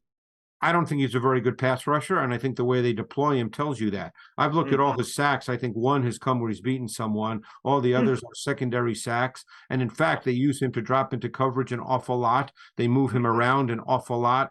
He's not used as a pure edge pass rusher because the reality is he doesn't have great edge pass rush traits. They know that. I mean, Adam, what's it get back to? You can tell what a team thinks of their players by how they deploy him. How they use him, right? He's not everything you need to know. Just you need to guess. They don't use him that way very often. Wow. So what a terrible feeling by the person that stood on the table for a 1st-round draft pick. You have to sort of like Jordan Davis, right? That guy's the most uncomfortable guy in the building. It's funny because I watched Thibodeau for 2 years, as you know, Adam, is what I do. And I didn't think he was a great pass rusher coming out because he couldn't flatten. One of the things you have to do as a pass rusher, unless you're just an incredibly strong human being, okay, and can just win by playing off contact, is you have to be able to get to the arc and then flatten your rush path to the quarterback. A lot of guys can get to the arc, but then they can't flatten their rush path, okay? So they end up going past the quarterback, okay? Someone like T.J. Watt is amazing at being able to flatten his rush path to the quarterback, okay? There are guys like that. It's one reason why Jadeveon Clowney's never been a great pass rusher in this league. And he has 9 sacks now, and he had one yesterday, and they said, wow, it's his career year, because he's never had that many, because he couldn't flatten his rush path. Thibodeau can't flatten his rush path. So he's not a great edge pass rusher. The knock on him, Greg, if I recall correctly, there was a degree of stiffness. He is stiff. Stiff. That's a problem. Yeah, that was what I heard from some scouting people. We're not high on him, so he is stiff. That's the problem. He's stiff in his core. That's what. Not good. Well, the way you flatten your rush path is core flexibility. He doesn't have great core flexibility. Yeah, I don't think you can get that. You can't if you don't have it. I'm sure. Look. I'm by no means an expert on exercises that for the body, believe me. But I don't think you can become great at it if you don't have it. Maybe you're a little better, but I don't think, it's like a 4.7 guy is not going to become a 4.38 guy. Sure. He has to go. Hey, Jeff, he has to go salsa dancing with me. Oh, yeah? Oh, yeah. I know. Got to be on Dancing with the Stars. That helps you. Jay, that's what you need to be on, Dancing with the Stars. Are you twitchier now, Jay? Could you play the outside? Yeah, right. Hey, listen. You got to be able to turn your hips, get them through. Yeah. Oh, man. Could you run the 4.8s now instead of a 5.0? I'm just kidding. Oh, man. Yeah. Oh, man. It doesn't help you with speed. but they can help you with flexibility, though. being elusive. Twitchy. No, I'm glad we have you. Greg was a college athlete. Greg, you know about athletics. Come on, man. He was a mathlete. I do, but that was a long time ago. Before all. Hey, I ran a 4.840 in college. Did you? Yeah, your size, that's pretty good. Hey, they tested us in baseball. Believe it or not, not wow. But because I played basketball and baseball, so they actually tested us in baseball. I guess maybe for stealing bases and all that. But I ran a 4.840. Oh, nice. I mean, and you're pretty tall, so you're long-legged, so that's pretty impressive, Greg. I was 6'4". I'm shrinking a little bit. About down to 6'3" these days. Yeah. Well, no, I'm glad we have you to break. I mean, there are constantly because I'm sure people can easily look at Kayvon Thibodeau's 11 and a half look at the plays, Jeff. Right. I'm a big believer in that. Sure. Do you remember when Anthony Harris came to the Eagles a couple of years ago from Minnesota, and he had led the league in NFL and led the NFL in interceptions, and everybody was like, "Oh, we're getting a playmaker." And we would all say, well, I mean, he has no record of that. And you watch him on tape, he's not especially twitchy the ball just found him. It's like watching pass rushers when they come out of college. Mm-hmm. You have to see a guy be able to win or close to win in the first 2 seconds to 2.5 seconds. Okay. If they can't do that, then there's no reason to believe they're going to step in the NFL and be a great pass rusher. Right. Thibodeau has secondary sacks where, the quarterback moves and he runs them. Not that those are bad plays. No. But that's not, he's not a great individual edge pass rusher. Right. We're not calling him a bad player. We're just saying that he's not one of the elite defensive ends in the game. The moral of this story is that numbers do lie. Right. There you go. Numbers do lie. Everybody, all the statisticians out there that think, it's the numbers. No, they can lie. Numbers can lie. Yeah. Right. All right, so I want to move on a little bit offensively. We were talking about A.J. Brown, and we on this show, we get very X and O heavy. We try not to deal with the emotion of the game because that can be a week-to-week thing. But you're a wide receiver. You have been at times critical of A.J. Brown's demeanor, his sideline demeanor. You've been at times very praiseworthy of him, when he's playing well and making catches that other NFL receivers do not make. I'm sure he had he ended his media silence after 2 weeks and he spoke and he said he had no issues with play callers, no issues with coaches. He thanked Nick Sirianni for being someone who stands up for his players. Was it total kumbaya? No, but he obviously was very candid, very honest, and he's not known for lying or anything like that. So I wanted to ask you what you made of the whole just clearing of the air from him. Was that necessary? Does that help the team move on? Do you think it had to happen for everybody to stop wondering what he was thinking?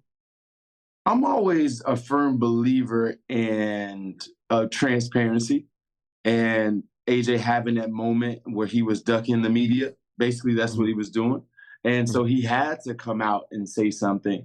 And I thought he did a good job of relaying his message that, he is a team guy. He gets frustrated and caught up in emotion at times. So I think that there was the human nature of that.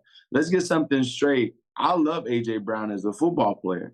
I don't like the emotional side of him during games at times. And I think that's a part of being a professional is learning how to manage the way that you feel. Like if I'm working at Pfizer or Google or whatever it is, and someone does something I don't like, I can't show emotion and make it worse and make a bad environment. It's the same way in the National Football League. Yes, it's an emotional game, and our emotions are allowed to show a little bit more. But there's times that you have to control them. That's part of being an adult. It's not just a part of being a football player. And so I love him as him as a football player. I love the fact that he cleared the air and told his side of the story. That's what you want. You want to be able to tell your side of the story. And maybe all of us in the media kind of overreacted. But here's the other thing. You spurred that on by not talking to the press. That's a part of you. It's not just you being a victim and saying, you guys are going to write every story about me regardless. No, you have the say in this. You can control your emotions initially, and you can speak to the media to kind of dispel so it doesn't get this far. So all of those things can be true. Well, Jason, when you see him, because in his 12-minute press conference, I know he discussed it in passing, but he didn't really say if it's an issue or not. But when you see him come off the field and he clearly does not have great body language, as a former player, does that bother you, or is it not a problem? Like, what do you think of that? It bothers me because of the type of player that I was. And this is just like, there's some people are going to say, I agree with Jason. And then there's other people that's going to agree with AJ Brown and say, you know what, I get it because I too understand that frustration, right? And, you know, these are the Hall of Fame level players. They should be, you know, frustrated and upset. I just think that it's so much pressure on Jalen Hurts, and there's so much pressure on my offensive coordinator. There's so much pressure on this team because we are the sustaining factor of this team. Everyone has had multiple changes player-wise. We're pretty much the same. So the earnest is on us and everyone's looking to us. Why would I bring attention to us? And so that's why I disagree with AJ Brown and some of like the body language things. I think that you have to be more resolute, more, you know, encouraging and more in control of your emotions in order to not allow smoke to come through. One more thing. Well, the comment that he made about freelancing at the end of the Seattle game, what were your thoughts about that? Him saying that, and then obviously what Sirianni said. Sirianni, as you know, kind of covered it up. But what were your thoughts on what AJ Brown said about that play? Is that something that is typical, like, or is that an issue? We kind of explained it. I told you it was a bad circus route, and to me it probably wasn't. You remember that play? Yeah, but we just thought you meant he was running a bad route. We didn't realize. Right. Yeah, but it makes sense now that they kind of concocted something up because Devontae Smith had a different route on the other side. So, but it was a double for sure because whenever you have that inside basic route, that means it's going to be mirror routes when there's a three-man route. When it's a three-man route and that guy runs a basic, it's a mirror route on the opposite side. So it's supposed to be what Devontae Smith is running. So does that happen? Yeah. Very rarely does that happen. It only happens. That was a big spot. That was a big spot in the game. Yeah. I was going to ask you, is that a sign that they didn't trust the call or? Very rarely does something like that. You have to have Tom Brady level access, Peyton Manning level access. But for you, if that would have happened to Marty Morningwig, it would have been a hurricane that went loose on the sideline. It's just that certain guys, like, you think Sean Payton's going for that? It's just not happening. So that kind of speaks to where we are offensively. Well, that's troubling. And so what would be the reason that receivers do that is because they felt that their improv was going to be better than the play called route? Yeah, that's the only reason you do it is that here's the thing. You can play ball within structure, or you have a level of two players that are just in total Patrick Mahomes and Travis Kelce. Coach Reed will give up autonomy, but you have to show through years that you are trustworthy of that. Right. Do we trust Jalen Hurts and AJ Brown as much as we trust Mahomes and Kelce? I don't. No, you got to have long-term, like year after year success. Year after year. And year after year of creative plays that work. Right. There's times where where Patrick Mahomes and Travis Kelce have come up with plays within, but it's usually still within structure. Right. He just made an adjustment at the top. Hey, I'm going to run this a little bit wide. I'm going to run this a little bit more in, whatever it may be. But yeah, to be in that situation and do that with those two guys, I thought it was disrespectful. Wow, interesting stuff. Nick Sirianni was also very candid in his press conference about another wide receiver this week. It was Julio Jones. Now, Jones played 41% of the offensive snaps. That was his highest in several weeks since Quez Watkins was on IR. And he appeared to take that leap now. It's Julio as the number 3 receiver. But without Devontae Smith today, and with Sirianni admitting that 35-year-old Julio Jones is on a reduced play count, I kind of wonder what the number 2 and number 3 wide receiver outlook is going to be today. Are we going to see Julio Jones still on a pitch count? Are we going to see Quez Watkins out of the doghouse, especially with the Giants having 2 injuries in the secondary. Greg, when you see Julio Jones on the field for the Eagles, how are they using him mostly? Because it looks like he's playing some decent amount of inside. Are they also lining him outside? Yeah, I think they're lining him in both spots. I mean, obviously, people are conscious of him because he caught 2 touchdowns last week. I would assume he'll get more snaps this week just because Smith is out. The bigger question to me is who's the next guy? I mean, is it Watkins? Is it Zaccheaus? I mean, there seemed to be a stretch where Zaccheaus looked like he'd get meaningful snaps, and then all of a sudden that just stopped. So again, as we've also said, the last couple of weeks, they've played a ton of 12 personnel. Is that something they'll do a lot more of today? I think the Eagles offense right now, and I don't think they were bad last week. I mean, as Jay said, 7 possessions in an NFL game is unheard of in today's NFL. But when all's said and done, they need to put people out there. And I'm very curious to see who it is, because I think it's kind of an unknown right now.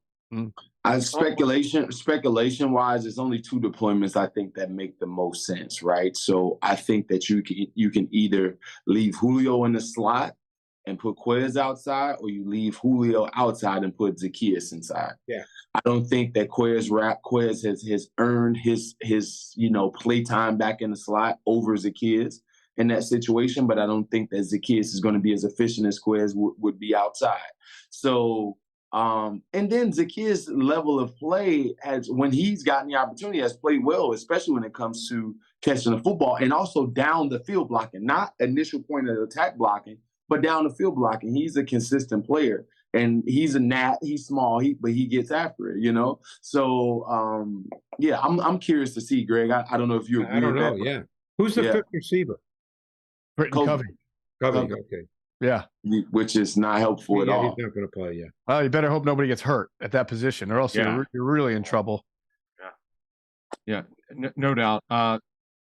Geoff, one thing I was going to say with Zaccheaus, I really thought he'd have a much bigger role here. I'm not saying 10 targets a game, but as he's got inside-outside ability, I understand he's smaller. It's surprising. It's been surprising that he's not gotten more of an opportunity here, because this guy's a former starter for the Falcons. Let's not forget about that. Yeah, very reliable, sure-handed catcher, known for not ever dropping passes. Jay, why do you think that Zaccheaus just hasn't gotten that opportunity that, as Greg mentioned, he was getting earlier in the year? I just think that the Eagles like their guys coming into the season. I thought that they'd like Quez and his ability to get down the field. Remember, Quez is a 4.34 guy, 4.35 guy. So that level of speed off the field or on the field is helpful to you, even if it's not, if it's being used appropriately. You can use it as a decoy or whatever it is. So I thought that was the reasoning when Quez came back. It got smaller, but I don't know. Yeah. At the end of the day, I don't know. I don't think that he's gotten a fair shot. I thought that he shined right when he played. Sure, I agree. And one of the other unexplainable phenomenons of this Eagles offense compared to last year is all the turnovers. They didn't have any until the final play against Arizona, so that was a clean game. But they were beating the crap out of the Giants early on in that game. And then what happens? You open up the second half, and Zaccheaus gets shoved into Boston Scott. That's a fumble. Then later in the quarter, you had the route that Dallas Goedert tripped on. Jalen Hurts threw it to him. And then Adoree Jackson returns it. All of a sudden, I think it was 20-3 at one point or whatever. It was 20-10, then 20-18. And now all of a sudden, you're sitting there sweating it out against a team that you were, again, you had 465 yards of total offense against. And if you look at this team all year long, it's not just it's not just Jalen Hurts. It's not just A.J. Brown. There's just been a whole number of turnover issues that they had. They have 24 giveaways this year, which with one game left, they only had 19 last year, and they have 10 fewer this year than they had last year. Jason, you and Q said this is an undisciplined team at times, and the turnover numbers show it.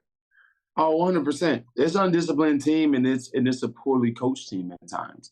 I think it's an idiotic thought of going into the game, and I use that word twice today. Of going into a ball game saying I am going to put Lamade Zacchaeus against Isaiah Simmons in a 40-yard sprint down the field and hope that it works out. Like, Greg, do you agree with that? Like I don't understand. Like, you got a dude that's 170 pounds, 180 pounds that's going up against a linebacker. I know he's a smaller size linebacker, but he runs well. And the full speed sprint to try to stop him on kickoff return. That's what happens. You're going to get run back into the returner. So I thought that was pure coaching. Yeah, I mean, it's always hard for me with the coaching stuff, just because I always feel I never know how to respond to that, just because, knowing a lot of coaches, being fortunate to be at training camps, all that, I always feel like you have to know how that stuff is taught and done and worked with every day. And then how it translates into games. I mean, I always feel like, coaches, the way I always look at it, coaches are an easy out when teams don't play well for fans. Bad play calling, and the reality is, Jay, and you know this, and you guys know it too, Adam and Jeff, fans have no idea about the play calling. And and I get asked about that a lot. And I don't have an answer for that, because it's not something I know. I would feel like I would need to know the whole process all week to know how that all plays out. Yeah. For me on kickoff return, well, you did all this. I did this that position, left tackle, on kickoff return my entire life. I have always told the coach, like, why do you have a receiver trying to block a 250-pound dude or 230-pound dude running full speed? Like, it just doesn't make sense. Some coaches got it, some coaches doesn't. And but for me, I was a bigger kid, a bigger guy, right? So I could absorb some of that. Zacchaeus is not absorbing that. You can't put him out there to start a screen, so you're definitely not going to be able to start a screen with Isaiah Simmons. Well, the Eagles may be an undisciplined team, guys, but we have a very disciplined, very meticulous team. They are James and Zach, and they've been behind the wheels again this year, bringing Inside the Birds pregame live to you in high definition with new graphics, new videos, and more. And we just want to thank our great production team for all it does behind the scenes to bring this great show to life. James, Zach, thank you so much. It's been another great year. We got at least one game left in the playoffs, perhaps more. We'll see. But if you want James and Zach to help you bring your podcast, your video, your YouTube channel to life, whatever it is that you need, email us at insidethebirds@gmail.com, and we certainly will pass it along to them. All right, we are going to wrap this up. Want to remind everybody to check out our friends at PHLSportsNation.com, enhancing the fans' experience with their coverage of all Philadelphia sports teams. For the fan, by the fan is their motto. So make sure you check them out at PHLSportsNation.com and on Twitter at PHLSportsNation. So let's get into our players of the game predictions. And two people I think making Jason Avant jealous right now, but we will start with you, Jason. Who did you pick to be your player of the game? I got Jalen Hurts as being the player of the game based on the game that he had last time versus the Giants. I think that he'll be able to sustain some offense and look like one of the better quarterbacks in the NFL against the Giants defense. And also, I think that we had a really good game plan against the blitz last week, so that's why I'm picking Jalen Hurts. And also, he was able to gap them a few times in the run game in the blitz, so that may be good. All right, Jalen Hurts, player of the game. Again, 465 total yards of offense the Eagles had against the Giants last game. Next up is Greg. Greg, who's going to be the player of the game? I picked A.J. Brown because I think with Smith out, he's likely to get 1,000 targets today. I imagine he'll probably, catch a few of those. All right, A.J. Brown will be the player of the game, Greg. Now, Adam, there's a great expression that great minds think alike. Maybe that's the case here. Who's your player of the game? He stole my thunder because I was going to say it's going to be a Davante Adams-like game. Davante Adams had 21 targets last week against the Colts. That's crazy. That's exactly where I was going to go. Right was reading my mind. So, look, it has to be because the other thing is, guys, they only use 3 pass targets most week. The backs don't get the ball in the pass game, right? They don't really use a third receiver, so it's going to be Goddard, A.J. Brown, and the third guy might be who knows. Well, the other thing too is because of what Martindale does with pressure, he's going to force, particularly on third down, he's going to force the back to have to stay in. So, Gainwell's likely to have to stay in to pass protect. Makes sense. All right. Well, AJ Brown, 2 players a game. I am banking on a defensive comeback, and the Giants' offensive line not very good. If we see Hassan Reddick, who I am picking as the player of the game, dropping into coverage 8 to 10 times, then I might just have to eat my hat or something crazy like that. I don't think you're going to see it. I think he's going to tee off. Yeah, I won't eat my hat. I expect a big game. You might have to wear. You might be wearing a Michigan hat then. Is that it? That will not happen again. I'm done with those bets. Next year, I'm getting like points or something. We may need Jesse Minter as a defense coordinator. I don't want that to happen, but there you go. All right, we'll get into our picks. Reminder: according to our friends at mybookie.ag, the Eagles are 4.5-point favorites. A low total today. They don't anticipate a whole lot of offense of 42. Greg, I'll start with you. Who wins? You are 13-3. You are the leader in the outright picks here. So I believe I picked the Eagles. I truly can't remember my score, Jeff. But you picked the Eagles 27-20. Well, there you go. So I picked the Eagles 27-20.